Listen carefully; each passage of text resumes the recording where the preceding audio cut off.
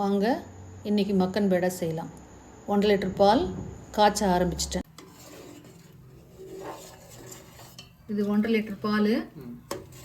இது திக்காக காய்ச்சிட்டு இருக்க பாருங்கள். இன்னும் கூட கட்டியாகணும், கோவா பதத்துக்கு வரணும். அது வரைக்கும் சிம்மில் வச்சு கைவிடாமல் கிளறிக்கிட்டே இருங்க. திக்கான அப்புறம் கைவிடாமல் கிளறுங்க. அப்போ தான் கோவா நல்லா வரும், அடி பிடிக்காமல் நல்லா வரும். கோவா ஆன அப்புறம் உங்களுக்கு காட்டுறேன். இது காய்ச்சின பால் நல்லா கோவா காய்ச்சிட்டேன். இது இந்த கிணத்துல 1/2 கப்பு வந்திருக்கு. இது அளவுகள் சொல்கிறேன், நல்லா பாருங்கள். 1/2 கப்பு கோவா, அதே அளவுள்ள கிண்ணம் இது. அதில் 1 கப்பு மைதா, அப்புறம் இந்த முந்திரி தூள் தூளாக நறுக்கி வச்சுருக்கேன். சாரப்பருப்பு கூட வச்சுருக்கேன். இதெல்லாம் தேவை இதுக்கு. இப்போது 1/2 கப்பு கோவாக்கு 1 கப்பு மைதா எடுத்து ஜலிச்சுக்கலாம். ரெண்டும் ஒரே அளவுள்ள கிண்ணுங்க. இது ரெண்டும் ஒரே அளவுள்ள கிண்ணுங்க. இதுக்கு கொஞ்சம் 1/4 டீஸ்பூன் ஆப்ப சோடா போடணும். 1/4 டீஸ்பூன் மைதா மாவில் போட்டு ஜலிச்சு வச்சுக்கலாம். 1/4 டீஸ்பூன்.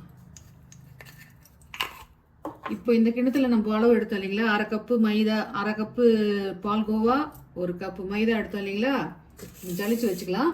இப்போ இதில் அளவுக்கு சர்க்கரை, ஜீரா காசத்துக்கு சர்க்கரை அளவு எடுத்துக்கலாம். இதுக்கு 2 கப்பு.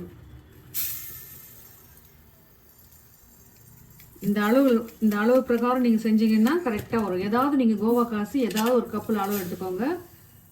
அந்த கப்புலேயே அளவுகளையும் நீங்கள் எடுத்துக்கோங்க. 2 கப்பு சர்க்கரை,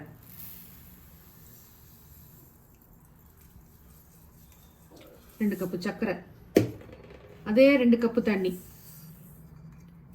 இப்போ தண்ணியும் இதில் ஊற்றிடலாம்.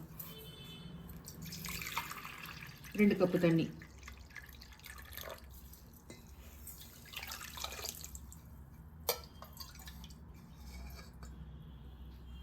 இன்னும் கொஞ்சம் தேவைப்படும்.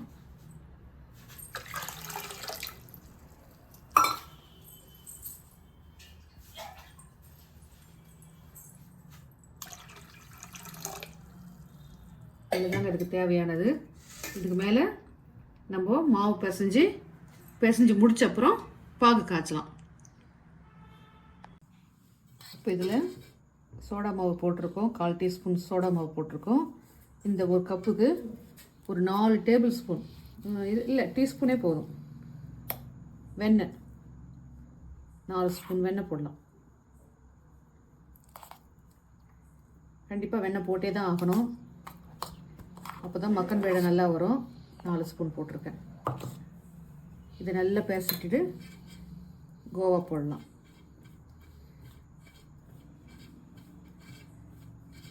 ரொம்ப அழுத்தி பேசக்கூடாது, விரலுங்களால் தான் பேசணும். இப்போ கோவா போட்டுக்கலாம்.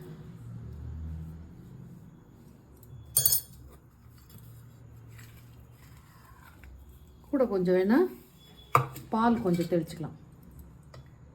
கொஞ்சமாக பால், ஒரு 2 கரண்டி பால் வரைக்கும் போடலாம். இதுலேயே கொஞ்சம் கரைச்சி போட்டோம்னா கொஞ்சம் நல்லாயிருக்கும். மாவு கரைக்கிறதுக்கு நல்லாயிருக்கும்.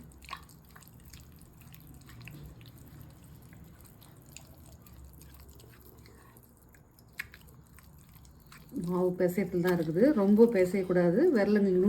நுனி விரலால் பிசையணும். 1/2 கப்பு கோவா, 1 கப்பு மைதா, 2 கப்பு சர்க்கரை, 2 கப்பு தண்ணி, 4 டேபிள் ஸ்பூன் வெண்ணெய், 4 டீஸ்பூன் வெண்ணெய். பாருங்க, இது மாதிரி மெத்துன்னு பிசையணும். பிசைஞ்சிட்டு உங்களுக்கு காட்டுறேன். இது போல் மென்மையாக பிசைஞ்சு வச்சுக்கணும். பாலை கொஞ்சம் தெளித்து பிசையணும். பால் ஆல்ரெடி ஊற்றிடக்கூடாது. பாலை கொஞ்சம் தெளித்து இந்த மாதிரி பிசைஞ்சு வைக்கலாம். பிசைஞ்சு வச்சுட்டு இப்போது சர்க்கரை பாகு எடுக்கலாம். வாங்க. மூடி வச்சிடலாம், காத்தாரக்கூடாது. இப்போது சர்க்கரை பாகு எடுக்கலாம். சர்க்கரை பாகுலாம் ரொம்ப கஷ்டப்பட்டு எடுக்க வேண்டியதில்லை. சர்க்கரை கரைஞ்சி பிசு பிசுப்பு தன்மை வந்தால் போதும். அதாவது ஒரு கம்பி வந்து உடையணும், கம்பி பதம் எடுக்கக்கூடாது, பிசு பிசுப்பாக இருக்கணும். அதே சமயம் கையில் எடுத்தால் கம்பி உடையணும், அந்த பதம் இருந்தால் போதும். ஒரு கொதி வந்தோடனே உங்களுக்கு அந்த பதத்தை காட்டுறேன். 2 கப்பு சர்க்கரை, 2 கப்பு தண்ணி. வாங்க இந்த பாகில் வந்து அழுக்கு எடுக்கலாம். ஒரு 2 ஸ்பூன் பால் ஊற்றுனீங்கன்னா அழுக்கெல்லாம் வந்துடும். கொதிக்கும் போது ஊற்றுங்க, பாகு கொதிக்கும் போது ஊற்றுங்க. 2 கொதி வந்தோடனே இந்த அழுக்கெல்லாம் மேலே வரும், நம்ம வடிகட்டி எடுத்துக்கலாம். கொதிச்ச உடனே மேலே அழுக்கு வரும், அழுக்கு வந்தோடனே வடிகட்டி எடுத்துக்கலாம். பாருங்கள் அழுக்கெல்லாம் மேலே வருது. இப்போ பிசு பிசுப்பு தன்மை வந்தால் போதும். என்ன மாதிரி இருக்கணும், பிசு பிசுப்பாக இருக்கும். இன்னும் கொஞ்சம் ஒரு நிமிஷம் இருந்தால் போதும், வந்துடும். இது போல் பிசு பிசுன்னு இருக்கணும். இன்னும் கொஞ்சம் இருக்கட்டும், 1 நிமிஷம் வரட்டும். பதம் வந்துடுச்சுங்க. எண்ணெய் மாதிரி இருக்கணும், பிசு பிசுப்புன்னு இருக்கணும். இதை விட்டு வடிகட்டிக்கலாம். ஏன்னா அதில் பாலெல்லாம் நம்ம ஊற்றிருக்கோம் இல்லைங்களா, அந்த அழுக்கு வந்து நம்ம சீராக எடுக்க முடியாது. அதனால் இது மாதிரி ஒரு வடிகட்டியில் வடிகட்டிக்கோங்க. பாத்திரம் சின்னது, மறுபடியும் பெரிய பாத்திரத்துக்கு மாற்றிக்கலாம். ஊற்றிட்டு அப்புறம் இதே பாத்திரத்தில் கழுவி இதே பாத்திரத்தில் வைக்கணும். இந்த மாதிரி உருண்டைங்களை சின்னதாக கிள்ளி போட்டுக்கோங்க. கிள்ளி போட்டுட்டு நல்லா கையில் உருட்டிக்கோங்க. இப்படி உருட்டிக்கிட்டு இப்படி பள்ளம் பண்ணி கொழுக்கட்டை மாதிரியே தான், கொழுக்கட்டை மாதிரி கொஞ்சம் இப்படி பள்ளம் பண்ணிக்கிட்டு இங்கே வச்சுருக்கேன் பாருங்கள். சாரப்பருப்பும் முந்திரி பருப்பும் தூளை நறுக்கி வச்சுருக்கேன். முந்திரி பருப்பு சாரப்பருப்பு கூட கலந்துருக்கேன். இது உள்ளே இப்படி வச்சு பூரண மாதிரி உள்ளே வச்சு இப்படி டஃப் பண்ணிவிட்டு கொஞ்சம் நல்லா உருண்டையாக உருட்டிடுங்க. இது போல் நல்லா உருண்டையாக உருட்டி இது போல் வச்சுருக்கேன். இப்போ இதை எண்ணெயில் போடலாம். எண்ணெய் வந்து நல்லா காஞ்சிருக்கு, சிம்மில் வச்சு போடுங்க. ஏன்னா இது பால் பொருள் இல்லைங்களா, சீக்கிரமாக போட்ட உடனே தீஞ்சு போயிடும். அதனால் சிம்மில் வச்சு ஒவ்வொன்றா முள்ள போடுங்க. ரொம்ப நெருப்பு இருக்கக்கூடாது, சிறு தீயில வேக வைக்கணும். கொஞ்சம் கொஞ்சமாக போட்டு வேக வைக்கலாம்.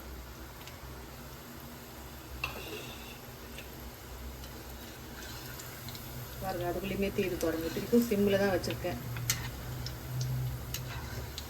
சிம்மில் வச்சு நல்லா ப்ரௌனாக வர வரைக்கும் வருங்க. நல்லா வேகணும். இது மாதிரி சிம்மில் வச்சு நல்லா ப்ரௌனிஷாக வர வச்சுக்கோங்க. இப்போ எடுத்து நம்ம பாகில் போட்டுடலாம். உங்களுக்கு சந்தேகமாக இருந்தால் ஒன்று உடச்சி பாருங்கள், ஒன்று எடுத்து உடச்சி பார்க்கலாம். அப்புறமா இதை எடுத்து சக்கரை பாகில் போட்டுடலாம். சூடாகவே போட்டுருங்க. இப்போது அடுத்த ஈடு போடலாம். நிதானமாக யாராவது பக்கத்தில் வச்சுக்கிட்டு நிதானமாக போடுங்க. சிம்மில் வச்சு மொள்ள செய்யணும். உருண்டை பண்ணி வச்சுட்டு கூட அடுப்பாண்டை வந்து செய்யலாம். அவ்வளோதாங்க, மக்கன் பேடா ரெடி. சிம்மில் வைக்கணும். சிம்மில் வச்சு தான் நல்லா வேகும். சீக்கிரமாக ப்ரௌனிஷ் ஆகாது, உள்ளே நல்லா வேகும். உங்களால் பால் காய்ச்சி கோவா எடுக்க முடியலன்னா சர்க்கரை இல்லாத கோவா வாங்கிக்கோங்க. சர்க்கரை இல்லாத கோவா வாங்கிக்கிட்டு அதை 1/2 கப்பு போட்டுட்டு 1 கப்பு மைதா போடுங்க. இந்த ரேஷியோவில் நீங்கள் எவ்வளோ வேணாலும் செய்யலாம். நான் சொன்ன ரேஷியோவில் நீங்கள் எவ்வளோ வேணாலும் செய்யலாம். அவ்வளோதாங்க, மக்கன் பேடா ரெடி. செஞ்சு முடிச்சுட்டு உங்களுக்கு காட்டுறேன். சுட்டு முடிச்சாச்சுங்க, நல்லா வந்திருக்கு. நீங்கள் இதில் வந்து அந்த சாரப்பருப்பு முந்திரி பருப்பு வைக்காமல் கூட செய்யலாம். அது குலோப் ஜாம் மாதிரி நல்லா டேஸ்ட்டாக இருக்கும். பாருங்கள் எவ்வளோ ஸ்மூத்தாக இருக்கு பாருங்கள்.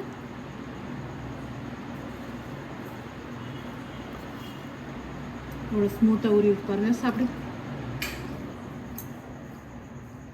இன்னும் ஊற ஊற இன்னும் நல்லாயிருக்கும்.